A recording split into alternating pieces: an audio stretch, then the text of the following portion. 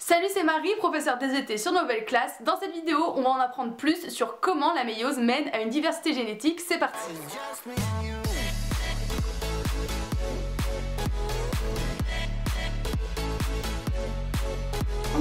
Dans la dernière vidéo, on avait vu ensemble comment la méiose pouvait mener à des troubles s'il y avait des anomalies de division. Mais en réalité, quand tout se passe bien, cela peut mener à de la diversité génétique. Avant tout ça, il faut que tu aies bien compris les bases sur la méiose. Pour ça, je t'invite à te rendre sur le site novelleclasse.com en description où tu pourras retrouver des cours, des fiches ou même des exercices sur toutes ces notions. Si tout est clair pour toi, on y va! Avant de commencer, rappelons que la méiose est composée de deux divisions, l'un séparant les chromosomes homologues et l'autre séparant les chromatides. Les 4 cellules résultantes de la méiose sont appelées des gamètes, c'est-à-dire des cellules de la fécondation qui, une fois fusionnées avec une autre gamète, donnera un zygote. Après réplication, ce zygote sera amené à devenir un nouvel individu.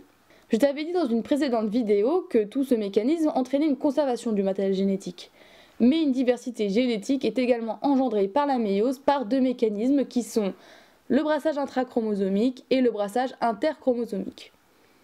On va tout d'abord s'intéresser au brassage intrachromosomique. Intrachromosomique signifie au sein des chromosomes. Mais qu'est-ce que ça veut dire exactement un brassage au sein des chromosomes? Lors de la prophase 1, lorsque les gènes sont condensés, les chromosomes homologues vont se regrouper en paires. Il y aura donc un déplacement des chromosomes qui vont se mettre côte à côte. Il est possible que lors de ce regroupement, des parties de chromosomes s'échangent. C'est ce qu'on appelle un crossing over. Lors de ce brassage, un gène sera alors échangé entre deux chromosomes, et il est possible que les deux chromosomes n'aient pas la même version du gène, c'est-à-dire que les deux chromosomes n'aient pas les mêmes allèles. Par exemple, ici, le chromosome de droite n'a que des versions A et B minuscules des gènes. Il va échanger l'allèle minuscule du gène A avec l'allèle A majuscule présente sur le chromosome de gauche. Les chromosomes de base, appelés chromosomes parentaux, avaient donc un génome AB majuscule et AB minuscule. Ce crossing over va donc mener à un génome B majuscule A minuscule et A majuscule B minuscule. Ces nouvelles combinaisons inédites de gènes vont donner lieu à des gamètes dites recombinantes en fin de méiose. Ici, les deux gènes A et B étaient sur le même chromosome, c'est ce qu'on appelle des gènes liés. Le crossing over n'est possible que sur des gènes liés car s'ils ne portent qu'un chromosome, il n'y aura pas de recombinaison. Cependant, le crossing over ne se déroule pas toujours comme prévu. Il est possible que la partie échangée soit plus grande chez l'un des deux chromosomes. Ici, le gène ne sera pas échangé mais ajouté sur un des deux chromosomes et retiré à l'autre. L'ajout d'un gène sur un chromosome possédant déjà ce gène est la duplication. Le phénomène de crossing over est déjà assez rare, le crossing over inégal qui est une anomalie de méiose l'est encore plus. Un deuxième type de brassage est le brassage interchromosomique, c'est-à-dire entre les chromosomes.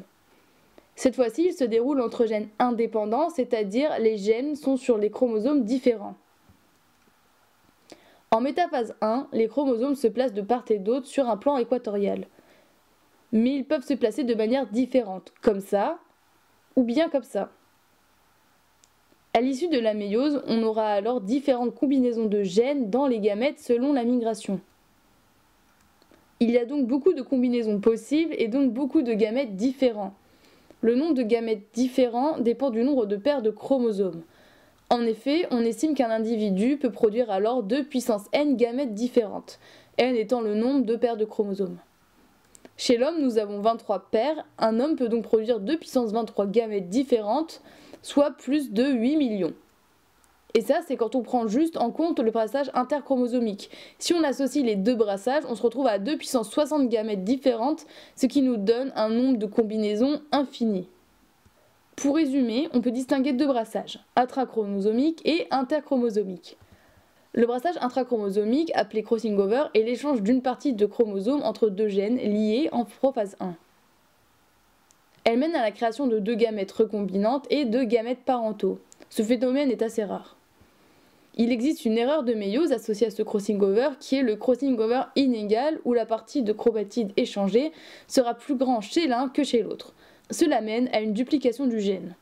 D'un point de vue phénotypique, la duplication se manifeste par un doublement de l'expression du gène. Comme le gène est présent 2 fois, il y aura 2 fois plus de protéines.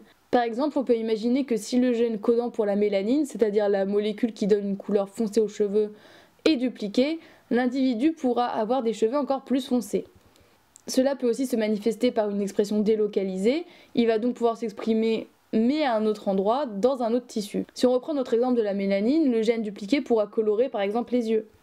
Cela peut aussi engendrer une expression de la même protéine mais qui aura une toute autre fonction. Ça peut être tout et n'importe quoi, par exemple le gène de la mélanine peut se mettre à produire des protéines de l'immunité. C'est juste un exemple, ça n'existe pas dans la réalité. Revenons à nos brassages. On a le brassage intrachromosomique pour les gènes liés, mais nous avons aussi vu le brassage interchromosomique pour les gènes indépendants. Les chromosomes homologues vont migrer de manière indépendante lors de la métaphase 1, ce qui donnera lieu à la création de 4 gamètes recombinants. Les gamètes recombinants issus de ces brassages participent à la diversité car les combinaisons de ces gamètes n'étaient pas présentes chez les parents et donc chez les générations antérieures. En plus de ça, les gamètes sont destinés à rencontrer d'autres gamètes qui auront aussi subi des brassages, avec la fécondation. Après fécondation, pour des gènes liés, il y aura moins de combinaisons parentales que de combinaisons recombinantes, alors que pour les gènes indépendants, on aura autant d'associations parentales que recombinantes. Et voilà, c'est fini pour ce cours, j'espère que tu as bien compris la différence entre les deux brassages. Si tu n'as pas encore bien saisi comment ces mécanismes pouvaient vraiment mener à de la diversité concrètement, c'est normal parce que ce cours il faut vraiment l'appliquer à un exercice. Pour ça, je t'ai préparé des exercices sur le site novelleclass.com où tu pourras vraiment appliquer ces connaissances et même en apprendre plus, par exemple sur les tests cross ou encore la récessivité, etc. Je te conseille vraiment de les faire parce que c'est vraiment quelque chose de fondamental. On se retrouve donc tout de suite sur novelleclass.com.